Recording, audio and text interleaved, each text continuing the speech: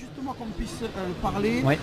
Johan, ça te concerne et bien sûr à toi aussi, parce que là on a deux figurines de Goku qui sont originales. Alors je voudrais savoir d'où elles viennent, chacun quel travail a fait, et Jérôme bien sûr a lié son talent aussi à votre travail par l'illustration.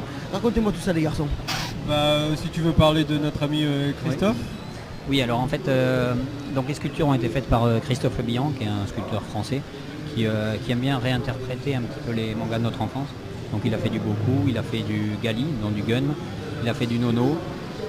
Et Yoda dernièrement. Yoda dernièrement, bon, c'est moins manga. Et Calimero bientôt. Calimero un petit peu. Un peu badass c'est avec une batte de baseball à la Negan de Walking Dead, super sympa. Donc c'est vrai que voilà, il travaille là-dessus et après il a eu l'idée, on est des petits, enfin c'est des personnes qui sont amateurs, donc c'est vrai que le but c'est de faire une belle pièce et après d'essayer de satisfaire quelques clients pour les faire. Donc du coup il a fait une vingtaine de tirages et les gens peuvent récupérer ces kits et les peindre. Donc après voilà, chacun a une interprétation, vous en envoyez deux sur la table, il y a deux interprétations différentes. C'est vrai que moi la mienne, je suis parti sur une version tout début de l'animé, quand il est avec son habit bleu, avec la boule de cristal, une peinture à l'aérographe et plutôt un côté très pastel du personnage. Et bien sûr je suis allé voir Jérôme, parce que je connais ses talents, et c'est vrai que je trouvais que ça faisait le petit plus de la figurine, de transformer cette sculpture et cette peinture en 2D pour vraiment rapporter un petit plus. Et bon, bien sûr il a sublimé le travail, parce que c'est vrai que c'est pas dur aussi de passer c'est dur de passer de la 2D à 3D, mais passer de la 3D à 2D c'est pas simple non plus. En fait c'est un exercice auquel je m'attendais pas quand j'ai fait ça pour toi tout à l'heure.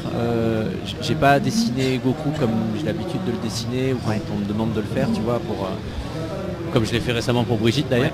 Et en fait, je me suis rendu compte que je suis parti de ta sculpture, parce que comme tu voulais quelque chose qui soit vraiment représentatif de ta sculpture. Donc j'ai mis la sculpture devant moi et j'ai dessiné quelque chose de 3D en 2D. Ouais. En lui donnant bien sûr les caractéristiques classiques de la 2D. Et c'est vrai que tu as raison, c'est un exercice que j'avais jamais fait, qui est assez original.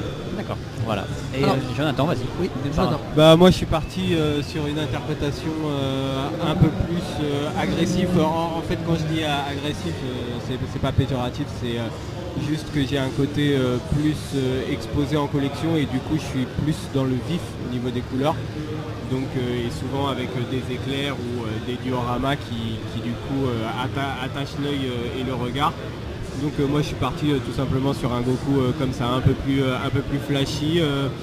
Et du coup c'est marrant que tu parles justement de passer de la 3D à la 2D, parce que moi du coup je fais le sens inverse. Comme par exemple là sur le Freezer, on a pris des fan art, des fois on en trouve des centaines sur Google juste en tapant Dragon Ball fan art. Puis des fois on en a un qui nous tape dans l'œil et du coup on essaye de le transformer comme celui-là sur le Freezer et de le mettre en valeur. Et il y a, comme tu le dis, plein de difficultés techniques, parce que des fois justement un dessin ça a toutes ses caractéristiques et ses spécificités que du coup on retrouve pas dans la 3D et inversement, et du coup c'est vrai que c'est un exercice plutôt difficile et des fois on doit un peu même tricher pour avoir. En tout cas Jérôme, merci d'avoir été avec nous aujourd'hui. Vous savez, vous pouvez retrouver cette vidéo sur la page fan Nathan Sayaman avec toutes ces figurines et je le prédis bizarrement, sûrement une petite touche personnelle de Jérôme Alquier pour le futur. En tout cas il sera sollicité par mes souhaits. Voilà, Jérôme, un grand merci. Merci à toi. Merci Jérôme. Merci.